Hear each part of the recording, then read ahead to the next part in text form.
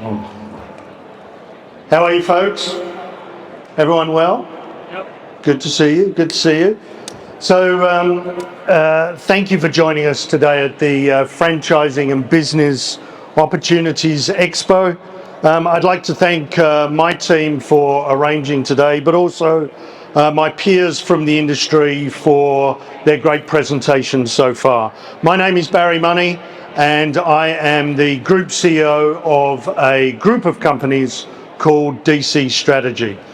We are 40 years old, and we've been working with some of the most premium franchise systems in the country and, in fact, in the world. We have a franchise consulting company, a legal firm. We also have recruitment, sales, and marketing firms, and we've been helping our clients create generational wealth for over 40 years.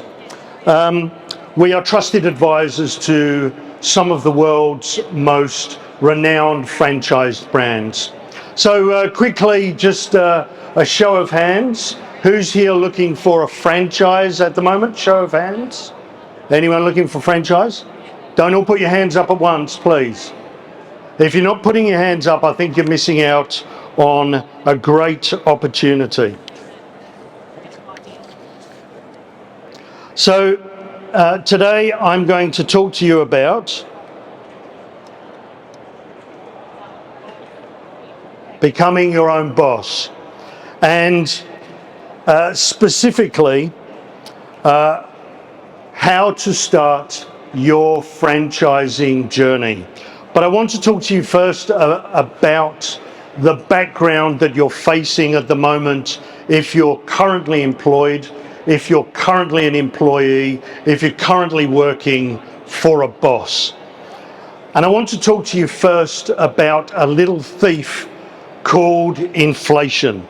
And our good friend, the Governor of the Reserve Bank of Australia, recently made a statement where in the December quarter, he mentioned that inflation had reached 7.8%, which is the highest that it's been for many, many years. Now, if you're an employee, if you are looking to branch out on your own, if you've currently got a boss, you are currently at risk. I'm going to talk to you today about that risk. The governor, of course, of the RBA is also in charge of that wonderful thing called interest rates. And as we know, interest rates have escalated over the past few months. And in fact, they're at the highest they have been for quite a considerable time. So inflation and interest rates, if you're an employee and if you're working for a boss, you are currently eroding the amount of money that's in your pocket just by dint of being within the economy. And specifically as employees, you are not keeping up. Your salaries are not keeping up. In fact, in the last quarter, salaries only went up by 0.8%, but inflation went up by 7.8%. So you're already 7% behind the 8 ball. So as an employee, as a person with a boss, what I think is important is to look at making a choice to leap ahead to see if you can get more money for yourself in your pockets. The other interesting thing, of course, is if you're an employee and if your employer is contributing to your superannuation, that's not going to be enough for you to retire. In fact, with the volatility that happened during 2022, a number of superannuation funds lost thousands of dollars for each of its clients. So as an individual, you need to start taking more responsibility for your earning capacity and also for your own retirement fund. Now, who's thought about going it alone, starting up your own business? Anyone? I'm sure a few of you already have. If you're lucky, let me tell you, you may be in the 25% of startups that get past the first few years. Compare that to a franchisee in a franchise system. Only 1 in 5 have a failure rate within the first 12 months or so. So with a system that's proven and profitable, you are already in front of the game compared to starting your own business. So you're now at the point, perhaps, of making a choice about where you go next as an individual looking to feed their families, looking to keep a roof over their head, looking to increase their contributions to their retirement fund. You have a number of choices, but frankly, the odds are stacked against you if you're an employee or if you are looking to start your own business outside of a franchise system.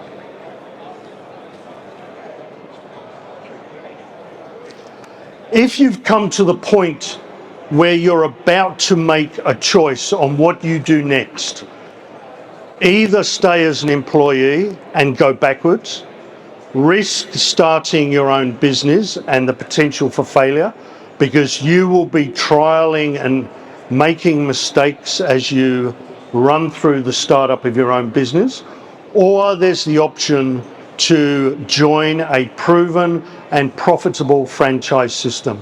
If that's the choice that is in front of you, then you've reached a really important juncture where you're about to take responsibility for your future financial earnings. So I want to talk to you about how to start making the decision if you are to choose a franchise journey.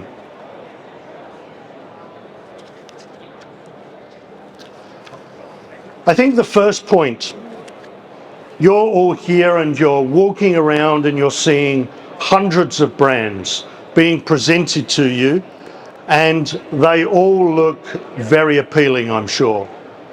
But I think the key thing is that as you approach your decision making for your future earnings, you look at what's the best for you. And maybe you can't do that alone. So I think the important point to start with is looking at getting some great advisors. Find people who will help you independently evaluate your own skill set, your own values, and the alignment to the various brands that are on offer. That's point number one. Get some great advisors. Point number two is equally as important, and that is looking at your values, looking at your belief systems, and looking at how you want to align to a brand that you will represent. Is this a brand that represents you as a person, as a couple, as a team? And I think looking at those types of elements at the start, before you get into the financials, will help you filter which brands are going to be on your list to make your decision. The next item is a solid financial proposition. If a franchisor cannot show you a reasonable and solid forecast of the financials and give you a clear understanding of the business model, then you have to question whether that is a solid value proposition for you. During that process, additionally, I think it's important to look at how much you're investing, what the proposed return on investment is by looking at that financial model, looking at the duration of that return, and identifying if that is the right thing for you and your family. Are you willing to make that investment over that period of time and work towards that return based on the assumptions in the financial model. The fifth point, this is where you have to look in the mirror. You genuinely have to stop and you have to pause and you have to look in the mirror and you have to say to yourself, am I good at following a system? Am I good at following an operating structure? Am I good at following other people's systems that I didn't make?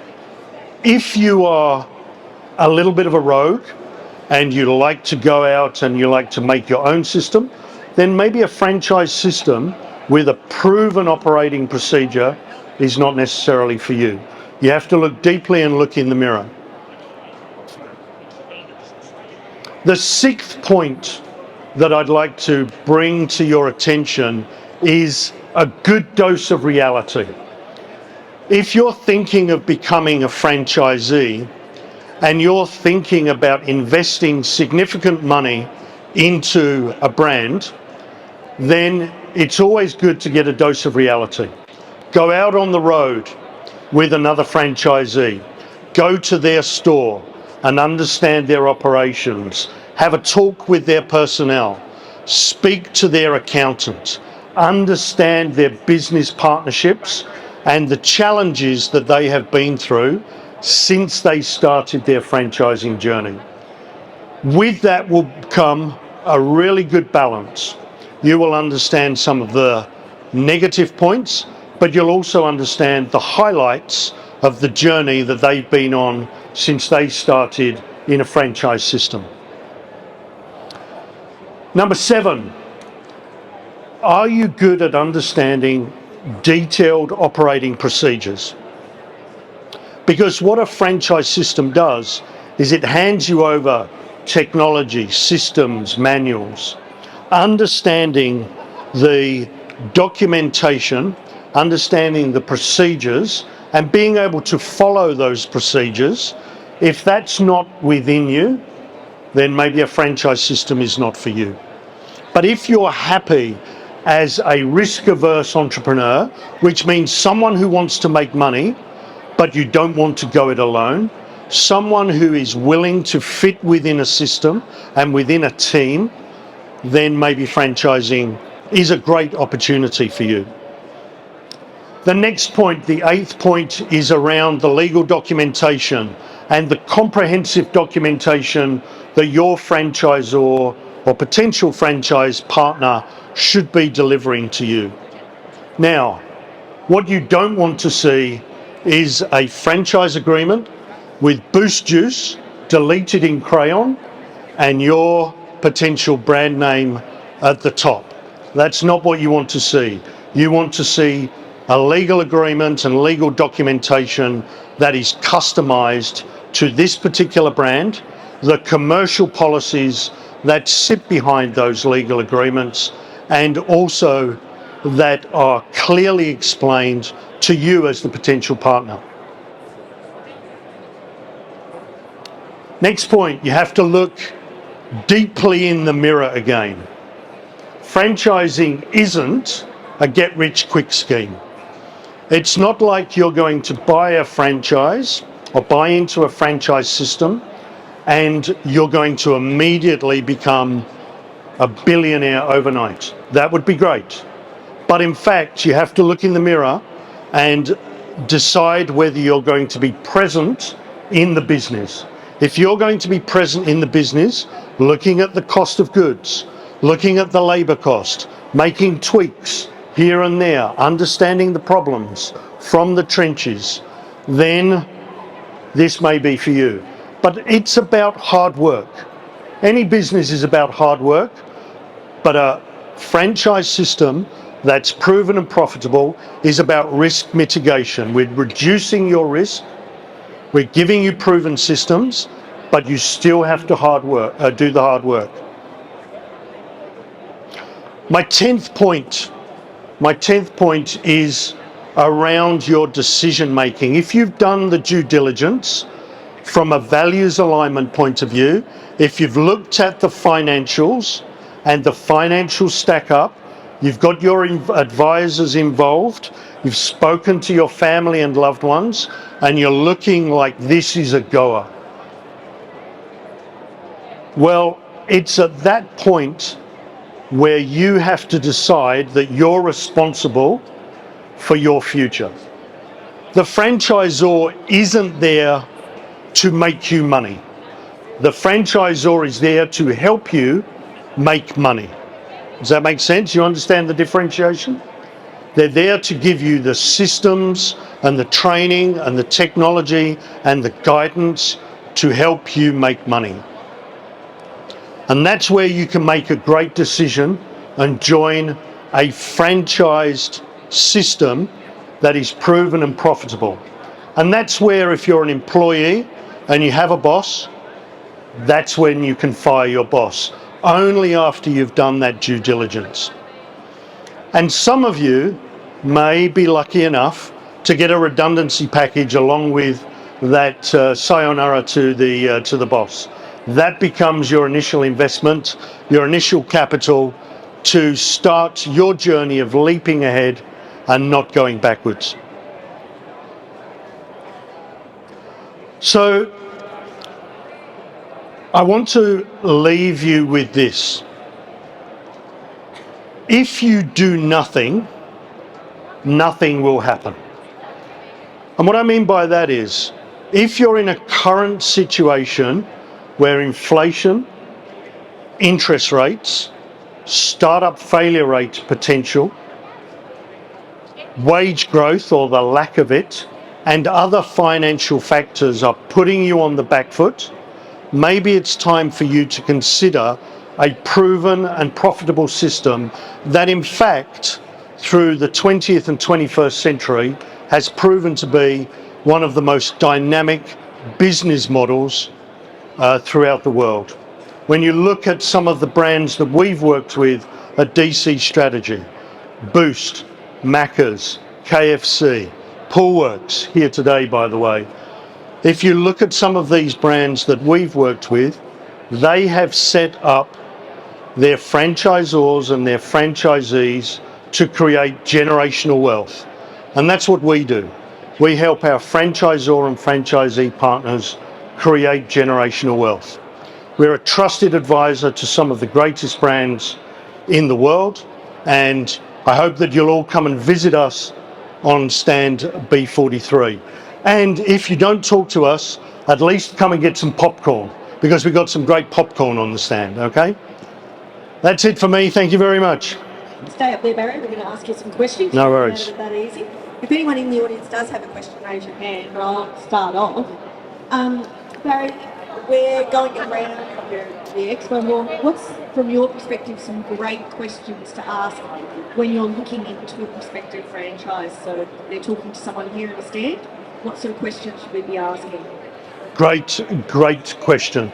In fact, if you're going around and looking at all of these different potential brands and partners, I actually think the best thing that you can do is get a name and a number and have a discussion with them about their business model and their competencies, and then go away and mull over and go through your own values alignment process. What do you want to get out of this? What do your advisors or your family, your stakeholders want to get out of this? And then reconnect with them at a later stage. Make the connections here, but then reconnect with the important brands that align with your values, and perhaps those brands that have represented themselves competently today, reconnect with them afterwards, okay? If anyone does have a question, I'll keep asking questions. If you have a question, just raise your hand and I can come to you. Another great question would be, so when you're going through the due diligence process, every franchisor will recommend to talk to franchisees. What sort of things should we be talking to franchisees, or things to be looking out for when you're talking to them? Yeah, great question. My recommendation is don't just talk to the franchisees. Go out on the road with them, understand physically what they do. Go to the shop or the unit, or if they've got a mobile unit, go with them. Go and stand and watch. That will be your best teacher, and then that will teach you the questions to ask.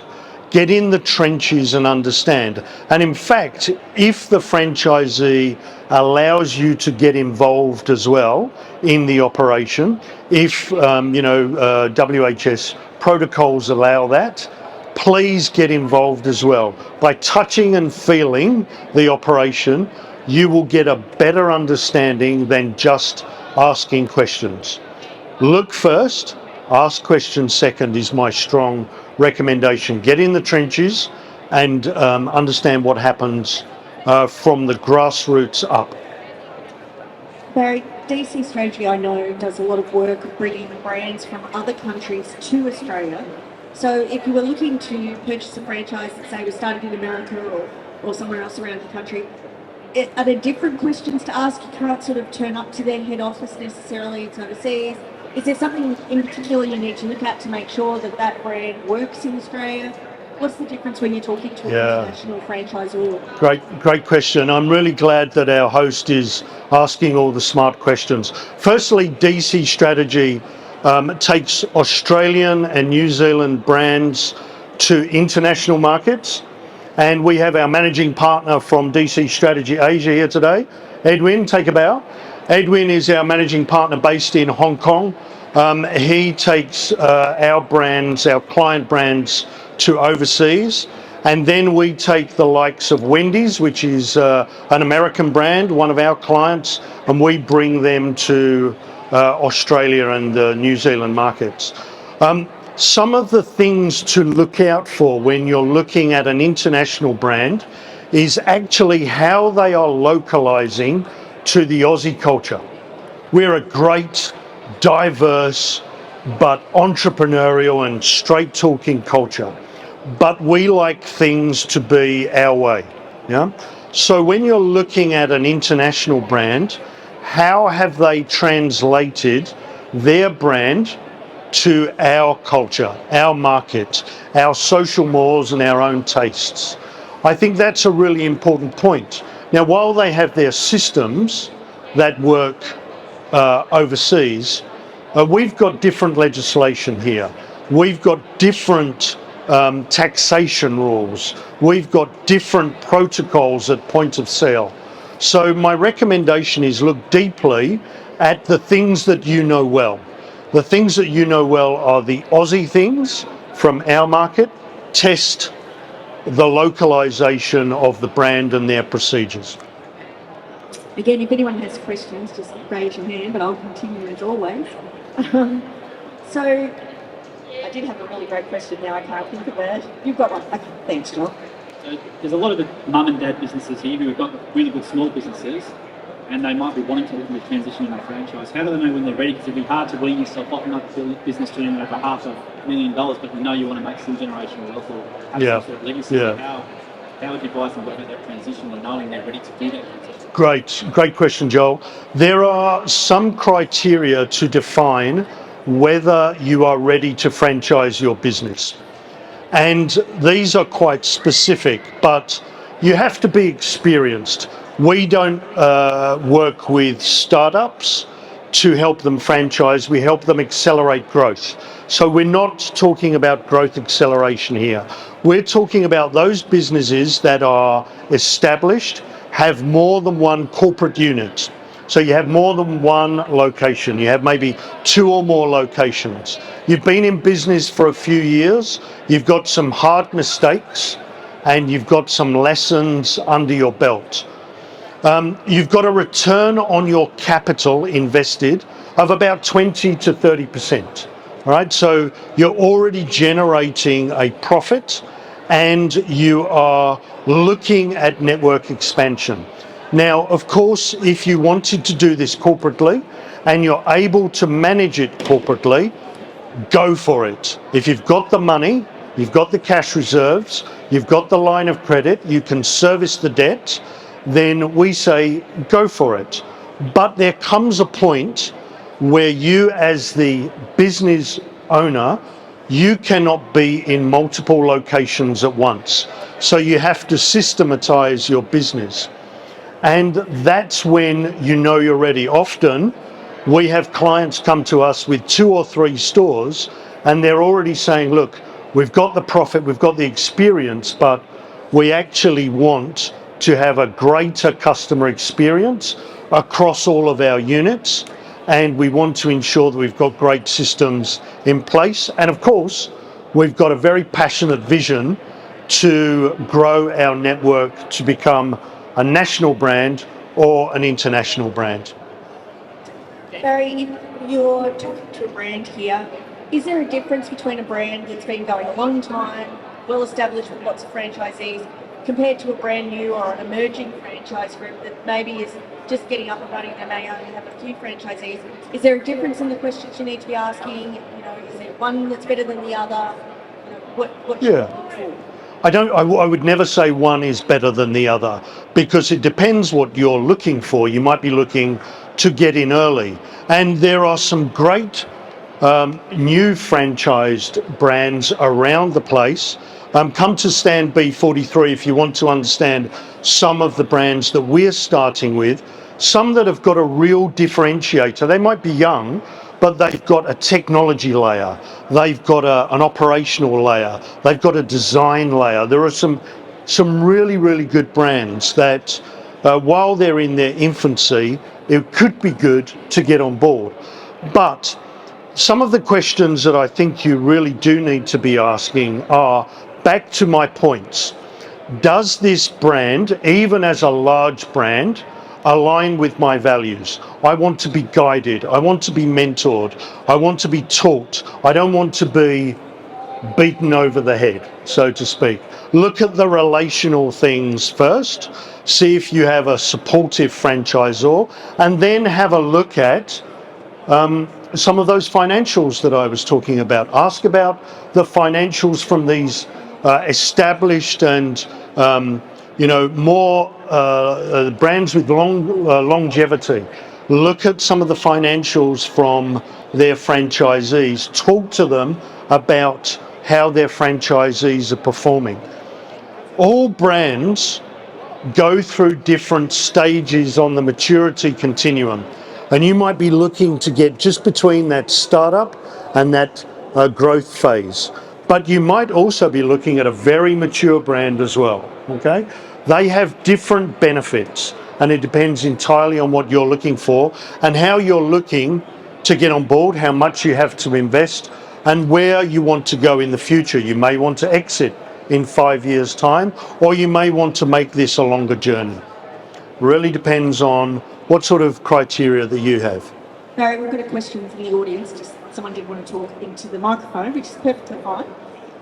So the question was going around talking to different franchisors, and of course they will have different price points of entry. How much is it going to cost to join? So the question is, how do you know if that's a fair price? How do you know if it's the franchise being valued correctly? And are they overpaying, underpaying? Is it a good deal or not?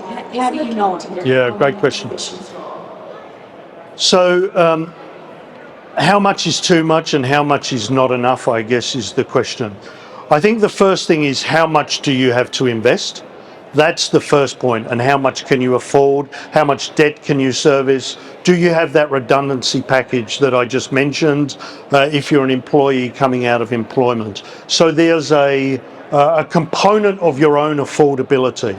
But secondly, it comes back to looking at those financials. When you're doing your due diligence, you have to have a fair and reasonable forecast from the franchisor. That forecast has to tell you certain things. The franchisee of the future, as we call it, that single unit that the franchisor is depicting through the financial model, has to tell you certain things within reasonable considerations, based upon reasonable assumptions. Those reasonable assumptions should tell you what sort of revenue you should expect, what sort of costs you should expect, and that will then tell you what your profitability will be. You can then make some assumptions around what type of wages you will draw, okay? and then that will tell you what your net profit is going to be, and therefore what your payback can be. But I think the key point really here is, don't necessarily ask that type of question today. I think the question that you need to be asking is, do these brands align with where I want to go? Do they seem like they will support me on the journey? When you've then filtered out your list of potentials, then you can get into the due diligence of going through the numbers. Okay? Thank you. My name is Barry Money. I'm the Group CEO of DC Strategy. And what does DC Strategy do? DC Strategy has 4 companies underneath its group. We help businesses create network expansion strategies. We take them through from growth acceleration through network expansion, network optimization, and then exit and value crystallization. So if a founder or an entrepreneur wants to exit by selling to investors, that's what the first company does. The second company, we have a law firm. We have our own law firm, and we help our clients enter into the franchise space or the licensing space, and we then work with them through all of their commercial legal requirements. Our third company is a sales and marketing company called DC Strategy Recruitment. We help franchise networks with lead generation and also recruitment of franchisees. So we have a marketing team and a sales team that helps them do that. And then we have an international arm based in Hong Kong. That's DC Strategy Asia. And we bring international brands from overseas into the Australian and New Zealand market. And then we take Australian and New Zealand brands via our DC Strategy Asia gateway into the international markets. And do you want to name some brands that you work with, or you're currently some exciting things? Absolutely. So some of the big brands that we work with are, for example, Wendy's. We've brought Wendy's to Australia, the 3rd biggest burger chain in the world, and we're in the process of finding them a master franchisee and creating their market entry strategy. We've obviously taken the likes of Boost Juice from 2 stores in Adelaide a number of years ago to a multi-unit global network, and they've exited now for the 3rd time at hundreds of millions of dollars enterprise value. But we also work with smaller brands. We work with, for example, Rosa Mexicana, a great food and beverage and a great restaurant brand. We work with Luxscape, which is a landscaping design business. These types of businesses have come to us as successful smaller brands with a couple of corporate units, and we've taken them through the process of establishing their strategy and growing nationally and internationally. And if someone wants to find out more about what you do and your services, what do they need to do? They need to contact me at barry.money@dcstrategy.com. Alternatively, call the 1300 number on our website, dcstrategy.com. Or alternatively, just reach out to one of our team via LinkedIn. Look up DC Strategy Franchise Consultants on LinkedIn. You'll find a whole number of us. We're based in Queensland, we're based in New South Wales, Melbourne, South Australia, and of course Hong Kong. Perfect. I'm looking at you. You can talk to me. So with Barry Money, and you're from DC Strategy. So in a nutshell, what does DC Strategy do? DC Strategy is an organisation that creates generational wealth for our clients. We help our clients build franchise systems, find franchisees, establish the solid legal and corporate structures, and we also take our brands internationally, and we bring international brands to the Australian and New Zealand markets. And it's a great thing to just have a quick chat with you. We're lucky to do it because you see a lot of brands and a lot of different strategies and stuff like that. So maybe do you want to comment a bit about what you see from an outsider looking in on the Jim's brand, and how about, and what are your thoughts about that? Well, look, full disclosure, I worked at Jim's Group for a while. You and I were colleagues, so I had a great time while I was at Jim's. Jim's is a fantastic brand. Jim's has got the market covered from the point of view of a number of divisions, 52 divisions at the moment. I think the thing that sets Jim's apart is its absolute dedication to customer excellence. And from my point of view, that's driven from the top. That's driven from a founder who is absolutely dedicated to customer service. And the policies, the procedures, the training, the legal agreements all enshrine the absolute commitment to delivering great customer service. Now, a real cheeky one for you. What's the division that we should do but we don't do? Is there anything that comes top of your mind? If you were going to go DC straight, we're going to go and take we can take the Jim's brand and do anything we want with it. What would be something or a service you'd be looking at doing? I actually think that there's a piece of the puzzle missing in Jim's. You have a huge network of services that use specific products, and those products are created by manufacturers that want to offer those products to all of those divisions. But the glue that's missing is Jim's Couriers. Jim's Couriers should be setting up the monopoly distribution rights between the manufacturers, milk run base, to all of the different franchisees, 5,000 franchisees throughout the country, delivering to those franchisees. It's an internal service that could provide to external clients, but what you've got there is the economies of scale to collect from manufacturers and then deliver to territories and franchisees, 5,000 of them throughout the country. That's a good idea. If you do see it around, we'll give you a trailing commission. I'm sure There Jim has to be a trailing commission. sure Jim will on share. has to be a trailing commission on that. Jim, this one's for you. I expect 10% trailing commission on that one. Checks in the mail. Excellent. But I was going to say, I want us to talk about, you did a really good talk yesterday. Yeah. And you can tell it's a good talk because there was no one at the start, but you brought people in and it started filling up. Yep. So I listened, loving what you said. And you said some really good stuff about about selecting the franchise and about some red flags and about what are some good indicators. Yeah. So maybe you want to talk to people, even though this is not a Jim's plug, but what are some good indicators to you or some things they should be looking at, which is a sign of a good franchise system? Yeah.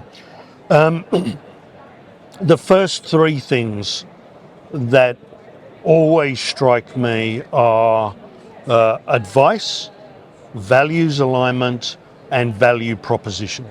Let's talk about advice. Usually, as a business person wanting to buy into a system, you're going it alone. What you actually need to do is find great advisors. The franchisor wants to sell to you, but does that franchisor spend time disclosing to you, warts and all, everything about that brand and that organisation? I think this is something that Jim's Group does amazingly well through its training. Yeah, but independent of the franchisor, I think you need good advisors around you. So DC Strategy, for example, we spend a lot of time understanding our clients and understanding what they really want to do and helping clients find the right franchise for them.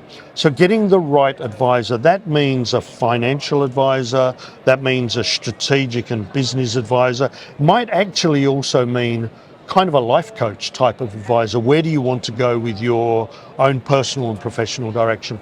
So first one is advice. The second one for me is probably the most important from my personal perspective, and this is values alignment. What sort of belief system do you have? What sort of intrinsic values do you have as a human? And do you get validation and do you get that reflected back to you from your business partner, the franchisor, or the company into which you're entering? If your values aren't validated and reflected back to you, then you've got to question yourself whether you'll be happy in that business. It's not all about the money. So when you're having those discussions, anytime you have a gut reaction, you have to pay attention to that to make sure that the franchisor can enunciate what their values are and they're in alignment with who you are as a person. And the third thing actually does come down to the money. when you're looking at putting your redundancy package on the line, as I said yesterday, or a capital investment, you've got to make sure that you have got a real clear understanding of the return on investment, the payback period, the assumptions, the full disclosure around the forecast of the P&L from the franchisor to you as a franchisee. And you've got to make sure that you're happy with that payback period. You've got to make sure that the work hours that are under the assumptions for that P&L, you're happy with those work hours. Because fundamentally, you're going to work. You can't be an absentee landlord. You've actually got to put your elbow to the metal, so to speak. You've got to get stuck in and you've got to work really hard. So have a good look at that payback period, but be willing to go in and work really hard for it. And another thing you said, which I thought was really interesting and resonated with people, and that really brought me in, was when you were talking about recession and about people or have that misconception where I'm safe in employment. Yeah. Whereas you were saying, showing no. So No. do you want to talk a bit about that? No, look, it's a false economy at the moment, right? Employees at least, think that if I stay here because there's a labour shortage, they can't fire me and they will have to pay me more. At this point in time, that may actually be correct. But in fact, if you think about this over a longer period of time, inflation and interest rates have already eroded your salary package. If you've got a home loan, or if you're paying rent, and I presume that 99.9% of the population have a home loan or they're paying rent, you are already on the back foot. So you need to leap ahead in terms of your financial earning capability in order to be able to stay afloat. Right? That's the first point. The second point is wages aren't growing. Over a period of time, if you look at wage growth, the last quarter it was only 0.8%. Over the last year, something like 3.3%. If you look at the last quarter inflation at 7.8% and wage growth at 0.8%, you're 7% behind. So you've got to leap ahead. Superannuation, tanking. It tanked last year. Certain funds lost thousands of dollars and certain clients of those funds lost thousands of dollars. So your risk of staying in employment is actually heightened over a longer period of time. What you actually need to do is think smartly about what your revenue streams are. One revenue stream is starting your own business. One revenue stream is joining a franchised network. And that's where we get to the decision. The decision for that particular selection is franchises have a greater success rate than startup businesses. So why not join something that's proven and profitable to at least leap ahead from a financial earning capability point of view? Awesome. That's it. Thank you very much, Barry. I can talk underwater, I know you Joel. can. I'm just kind of going to get back and film gym. Yeah, That's why I would have stayed for longer. No, all good, I mate. can come back All good. later. Thank you for your time.